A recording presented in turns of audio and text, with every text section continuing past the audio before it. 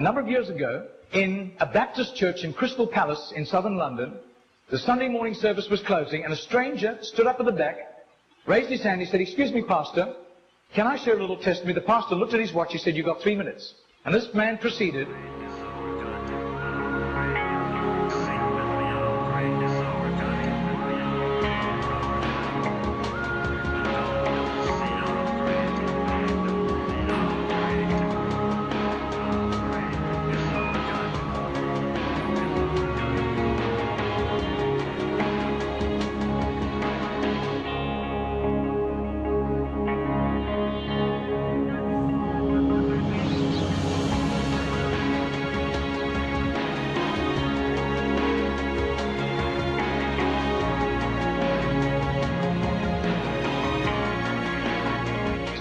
Now, this London preacher flew back to the UK and was speaking at the Keswick Convention in the Lake District. And he threw in these 3 testimonies. At the close of his teaching session, 4 elderly pastors came up and said, "We got saved between 25 and 35 years ago, respectively, through that little man on George Street giving us a tract and asking us that question."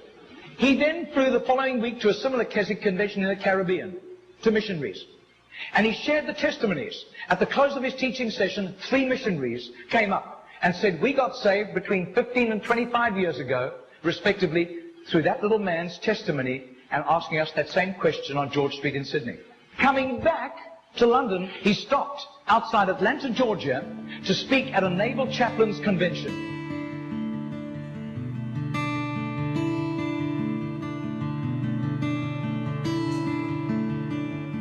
6 months later, flew to do a convention for 5,000 Indian missionaries in a remote corner of northeastern India. And at the end, the Indian missionary in charge, a humble little man, took him home to his humble little home for a simple meal. And he said, "How did you, as a Hindu, come to Christ?" He said, "One bout of diplomatic service took me to Sydney. And I was doing some last-minute shopping laden with parcels of toys and clothing for my children, walking down George Street.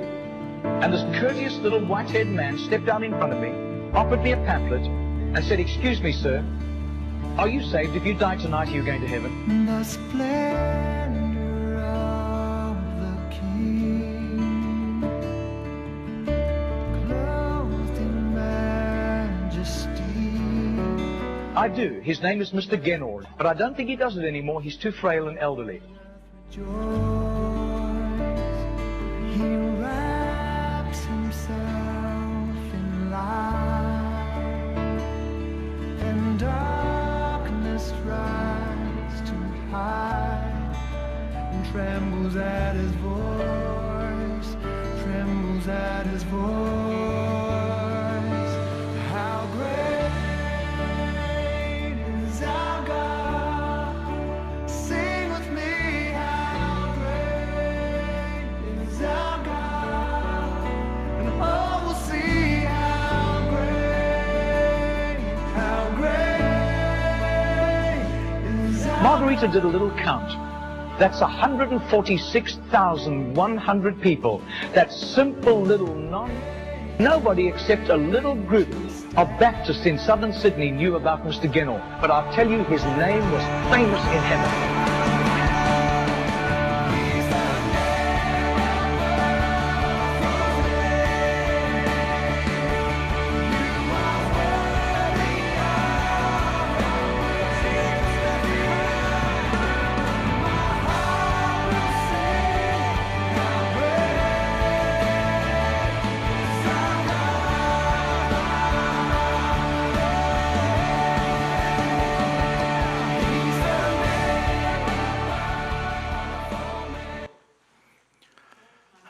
아멘.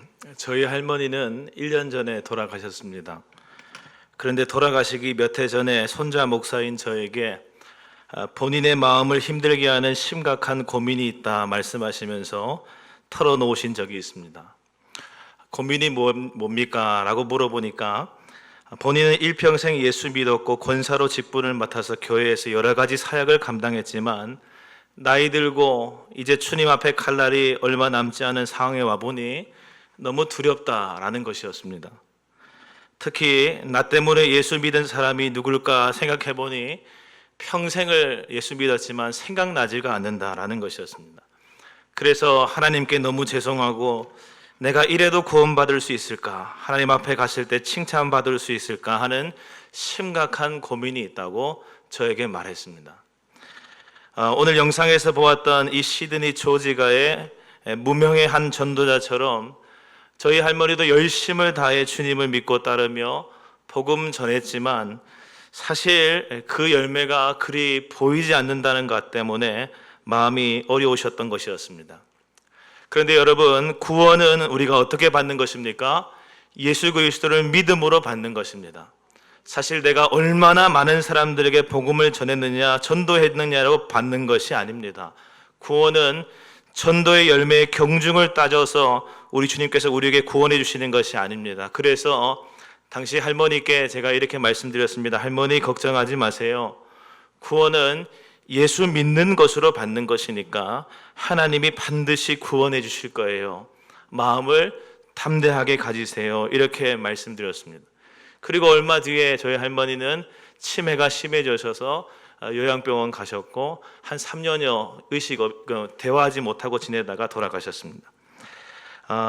그런데 한편으로 이 대화가 있은 다음에 생각하게 된 것이 있습니다. 뭐냐 하면 우리가 예수를 믿지만, 그래서 예수 믿은 사람으로 살지만 인생의 끝자락이 다 되어서 생각해 보니 나를 통해 예수 믿은 사람이 없다 싶으면 그 마음이 얼마나 두렵고 불안해지는지, 내가 살아생전 좀 더 열심히 전도하지 못했구나, 오랜 시간 살아오면서 내가 주님 주신 사명을 잘 감당하지 못했구나 하는 후회가 찾아오는구나 라는 것을 생각해 보게 되었습니다. 물론 우리가 열심히 전도한 것이 바로바로 우리에게 결실과 열매로 보이지는 않을 수 있습니다. 호주 시드니 조지가의 무명의 전도자처럼 우리가 일평생 다 보내고 난 다음에도 우리가 어떤 열매를 거두었는지 우리가 알 수 없을 수가 있습니다.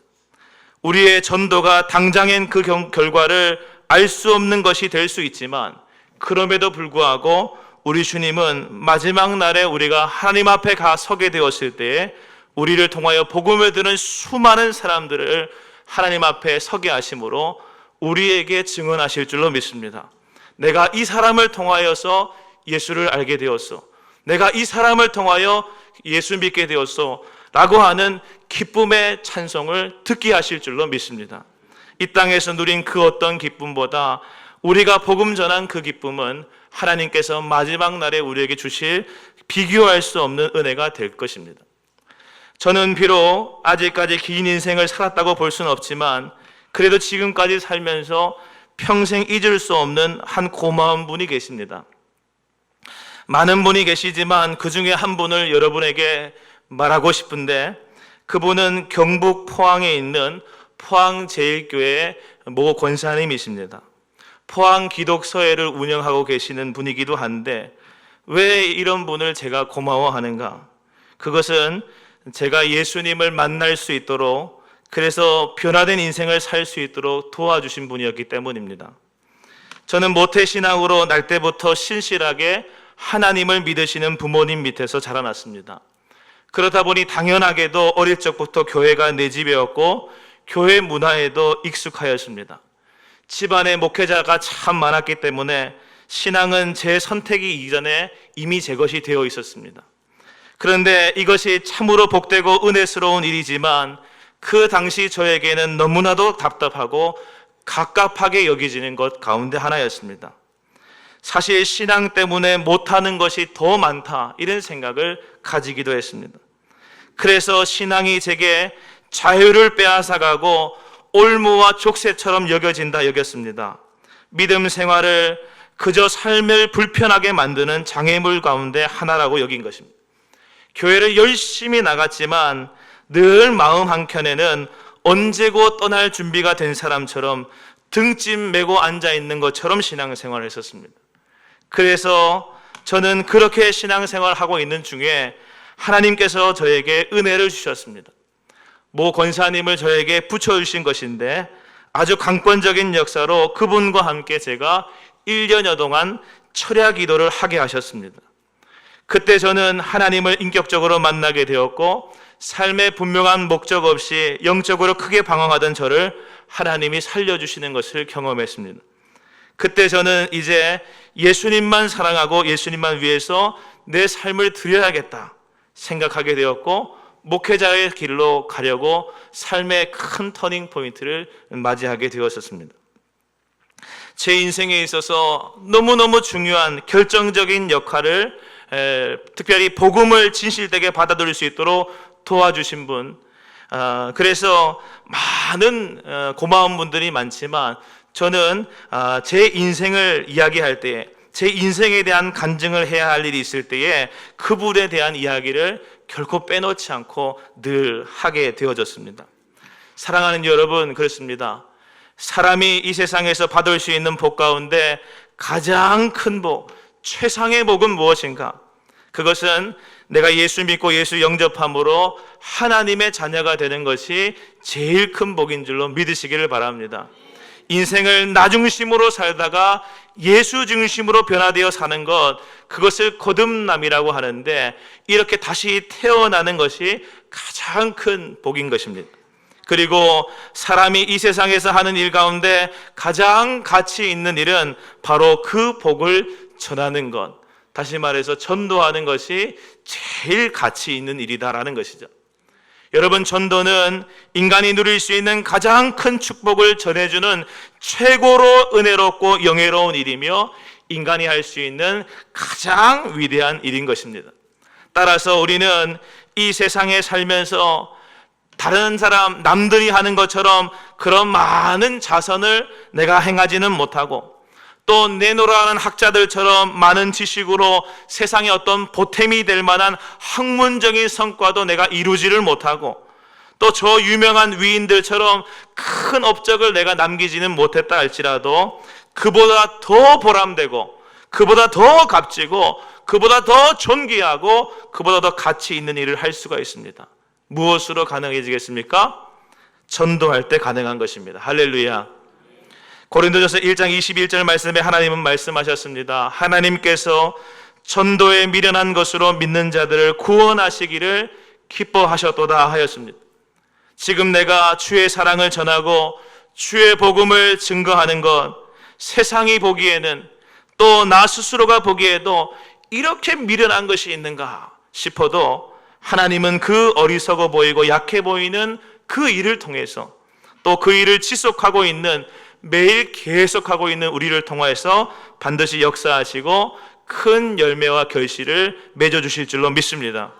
여러분, 마태복음 28장 19절 말씀에 우리 주님 말씀하십니다.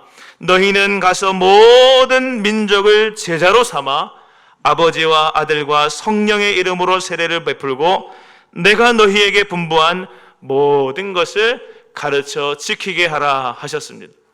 또 사도행전 1장 8절 말씀에 오직 성령이 너희에게 임하시면 너희가 권능을 받고 예루살렘과 온 유대와 사마리아와 땅끝까지 이르러 내 증인 되리라 하셨습니다. 따라서 성령 받은 사람, 예수 그리스도를 나의 구주로 영접한 그리스도인, 이 시대 모든 그리스도인이 삶에서 꼭 보여야 하는 삶의 증언적 행동이 바로 전도인 것입니다. 사랑하는 여러분 올 한 해 얼마나 전도하셨습니까? 몇 명이 여러분 때문에 예수 믿었다고 말할 수가 있겠습니까? 사랑하는 여러분, 우리는 좋은 전도자 되어야 할 줄로 믿습니다. 그런데 좋은 전도자가 되려고 한다면 우리는 어떤 모습을 갖추고 있어야겠습니까? 우리는 전도를 배울 때 누구에게서 배워야겠습니까? 다른 모든 것들도 마찬가지겠지만 전도도 우리 주 예수 그리스도로부터 배우는 것이 중요합니다. 여러분, 오늘 우리가 읽은 말씀은 예수님께서 12제자들을 전도 제자로 파송하시면서 하고 계시는 말씀을 기록하고 있는 말씀입니다. 이 말씀을 보게 되면 전도자는 어떤 눈을 가지고 있어야 하는가? 전도자는 어떤 입을 가지고 있어야 하는가? 전도자는 어떤 발을 가지고 있어야 하는가를 예수님을 통하여 배우게 됩니다. 그것을 함께 생각해 보도록 하겠습니다. 먼저 첫 번째로 좋은 전도자는 이런 눈을 가지고 있습니다. 따라하겠습니다. 목자의 눈을 가지고 있습니다. 그렇습니다. 좋은 전도자는 목자의 눈을 갖추고 있어야 좋은 전도자입니다. 오늘 말씀 36절을 보시게 되면 무리를 보시고 불쌍히 여기시니 이는 그들이 목자 없는 양과 같이 고생하며 기진함이라 하였습니다.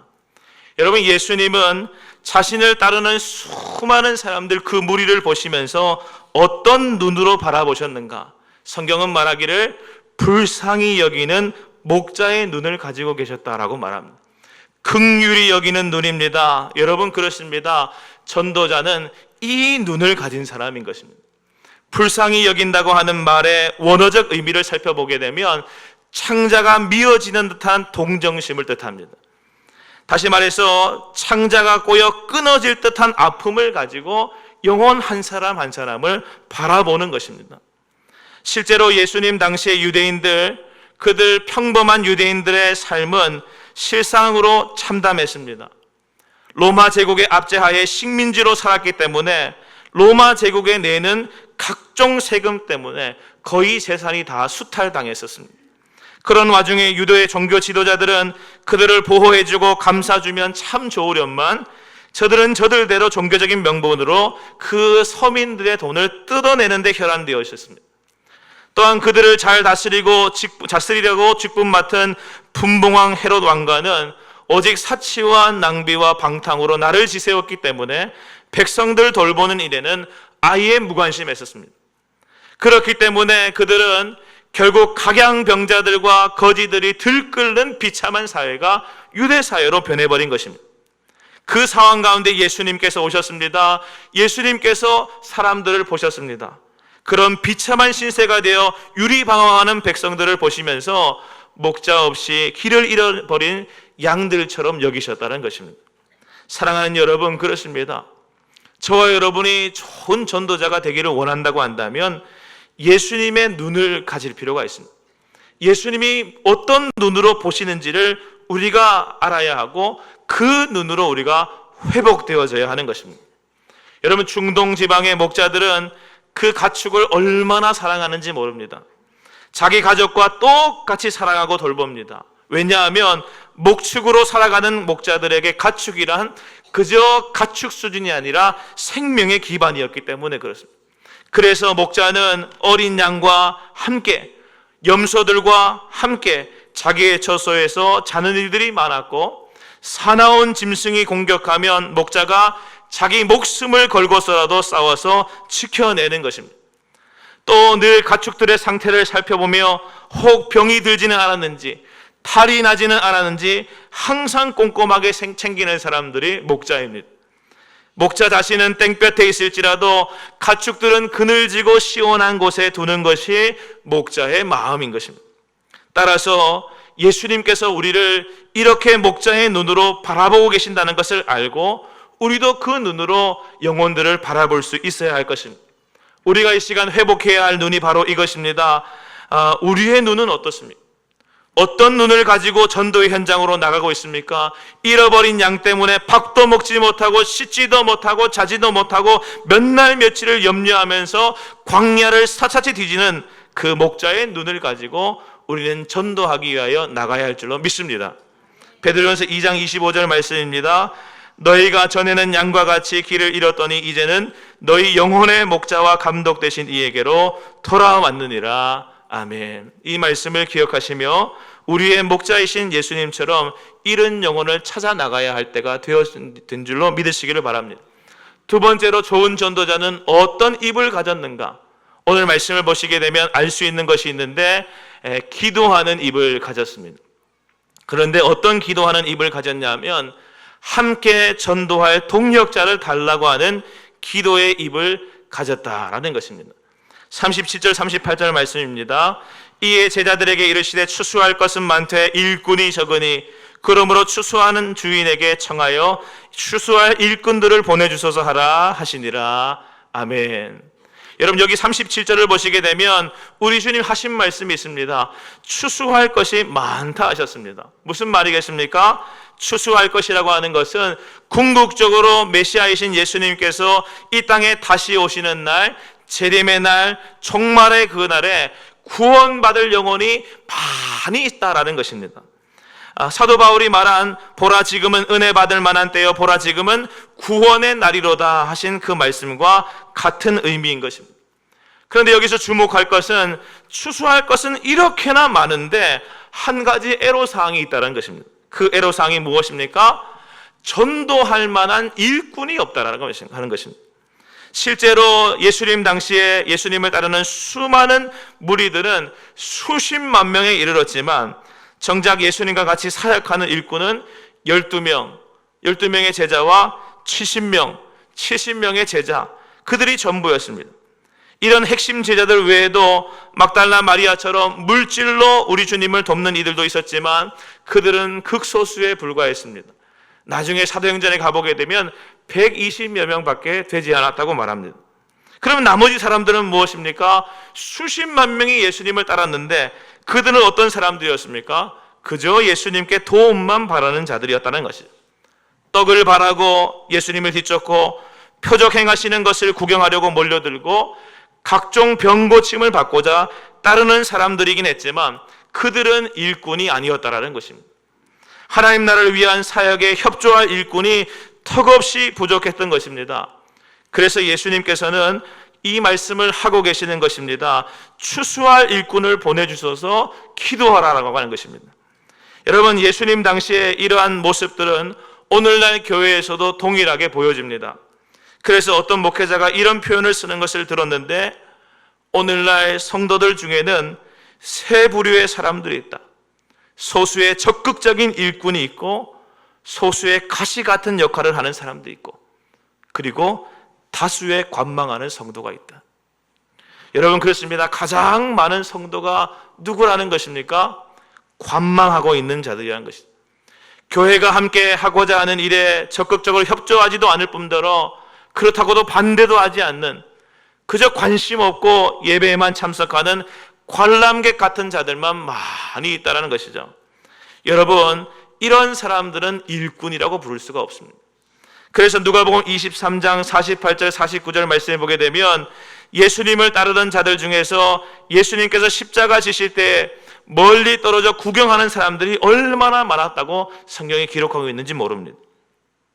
여러분, 현대 한국교회의 문제점 가운데 하나는 제자가 적고 일꾼이 부족하며 관중만 많다라고 하는 것입니다. 마치 영화나 스포츠 경기를 관람하듯이 신앙생활도 그렇게 하는 것이 문제인 것입니다. 사랑하는 여러분, 예수님은 우리에게 말씀하십니다. 좋은 전도자가 되어야 하는데 어떻게 해야 좋은 전도자가 될 수 있는가? 나 혼자만 열심히 전도한다는 것이 아니라 함께 뛰어갈, 함께 달려갈, 함께 동역할 영혼의 파트너, 영적인 파트너, 함께 전도할 동역자들을 하나님 앞에 달라고 간구하고 기도하는 전도자가 되라 말씀하고 계십니다. 여러분, 혼자서는 하기 힘듭니다. 그러나 2명, 3명, 4명 힘을 합치면 충분히 가능한 것입니다. 그래서 하나님께서는 함께 하나님 나라를 이루는 그 일 감당하라고 말씀하시는 것입니다. 사랑하는 여러분, 전도는 목자의 눈을 가진 사람이 영혼을 찾아 나서는 것과 함께 동일하게 함께 동역할 사람들을 구하여서 간구함으로 그들과 같이 나갈 때에 하나님께서는 많은 열매를 우리에게 더하여 주실 줄로 믿습니다. 나 한 사람의 그물은, 전도의 그물은 엉성할 수 있습니다. 그러나 2겹, 3겹, 4겹, 5겹, 6겹 그물이 겹쳐지게 되면 그러한 것이 촘촘하게 더 많은 물고기를 거둘 수 있는 것처럼 하나님께서는 우리에게 동력하게 하심으로 말미암아 더 많은 영혼들을 구원하게 하실 줄로 믿습니다. 따라서 같은 마음을 가지고 신앙생활하고 있는 목장 식구들과 전도의 열정을 우리가 나눌 필요가 있습니다. 그리고 그들을 위하여 기도하면서 관중 같은 그들이 변하여 일꾼 되게 해 주옵소서. 우리는 그렇게 기도하여 주의 일들을 이루어 가야 할 줄로 믿습니다. 세 번째로, 좋은 전도자는 어떤 발을 가지고 있는가? 오늘 말씀 35절에 보게 되면 우리 주 예수님께서 가지고 계시던 발에 대하여 이 말씀이 주목해 주고 있습니다. 어떻게 말씀하고 계십니까? 예수께서 모든 도시와 마을에 두루 다니사 그들의 회당에서 가르치시며 천국 복음을 전파하시며 모든 병과 모든 약한 것을 고치시니라. 아멘. 예수님이 가지고 계신 발을 주목해 보시게 되면 성경은 뭐라고 말하냐면 그 발을 두루 다니는 발이라고 했습니다. 여러분, 예수님의 복음 전파 사역은 늘 발에서부터 시작되었습니다. 35절에 말하는 것처럼 예수님은 온 마을과 온 도시를 두루 다니셨습니다. 그곳에 가셔서 가르치시고 전파하시고 고치시는 것이 예수님의 일과였습니다. 전도자는 이처럼 두루 다닐 줄 아는 발을 가지고 있어야 하는 것입니다. 여러분, 두루 다닌다고 하는 말에 담긴 깊은 의미가 있습니다.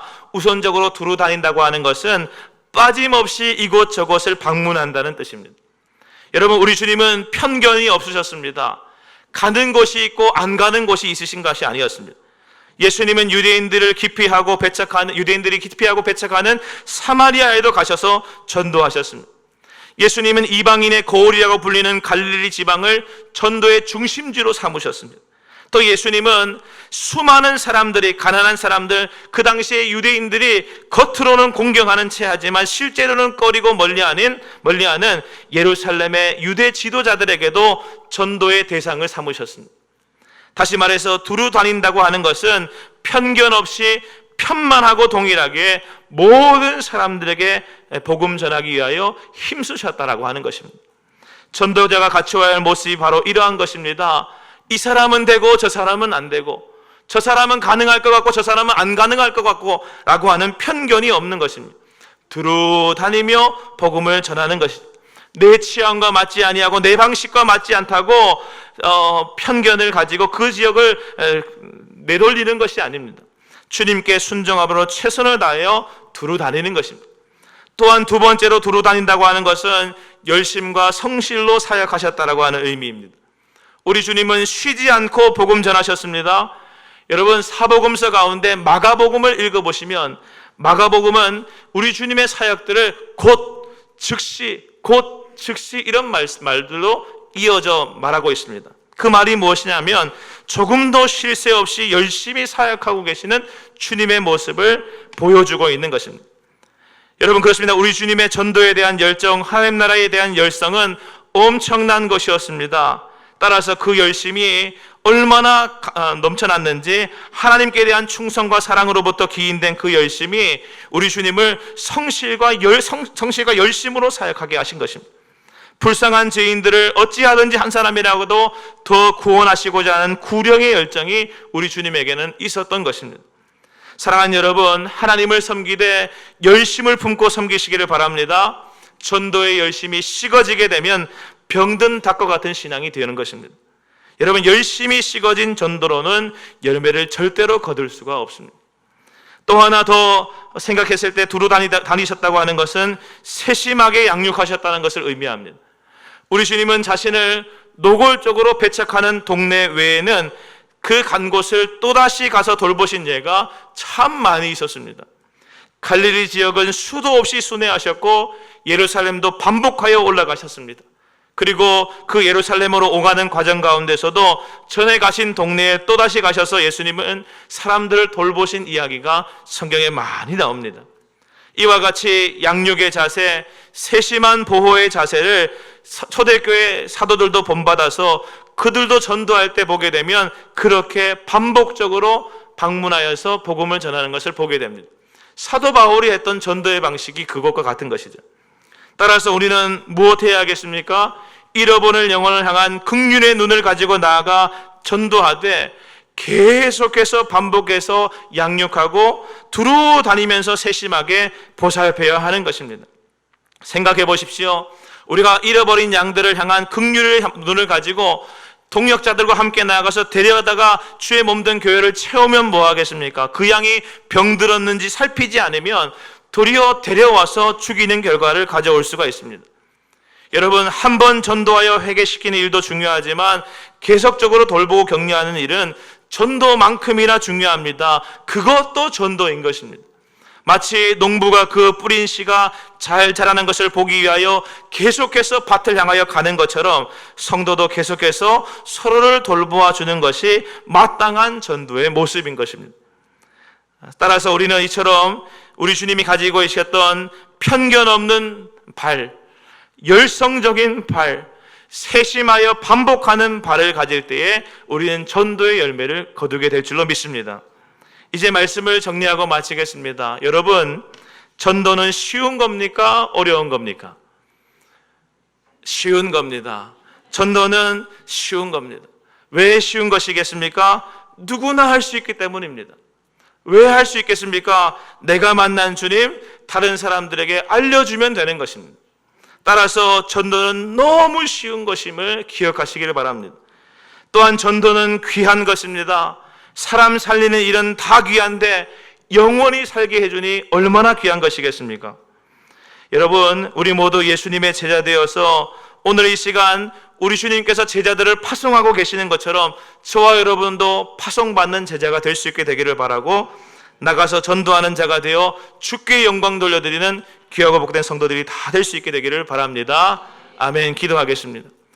사랑 많으신 여호와 하나님 아버지, 우리를 구원해 주시고 영원한 천국을 우리의 것 되게 하신 것도 감사한데, 우리에게 사명 주셔서 그 사명으로 많은 영혼들을 주님께로 인도하는 자 되게 하시니 감사함을 드립니다.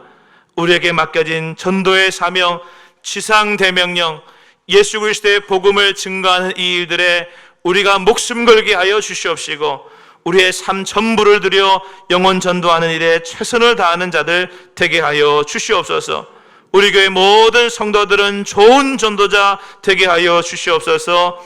예수님과 같이 목자의 눈을 가지게 하여 주시옵시고, 기도하는 입을 가지게 하여 주시옵시며, 두루 다니는 발을 가지고 전도하게 하여 주셔서 우리를 통하여 많은 영혼들이 예수를 알게 되고 주님의 깊은 사랑의 변화를 경험하게 하여 주시옵시고, 거듭나게 하시고 다시 태어나게 하시고 중생하게 하셔서 저 천국을 소유하는 우리와 똑같은 자들 되게 하여 주시옵소서. 그 놀라우신 은혜 역사를 오늘부터 새롭게 다시 일으켜 주실 주님께 감사를 드리며, 우리가 나아가서 복음 전도할 때 이 지역사회가 하나님 나라 되게 하시는 귀하고 놀라운 역사가 우리를 통하여 일어나게 하여 주시옵소서.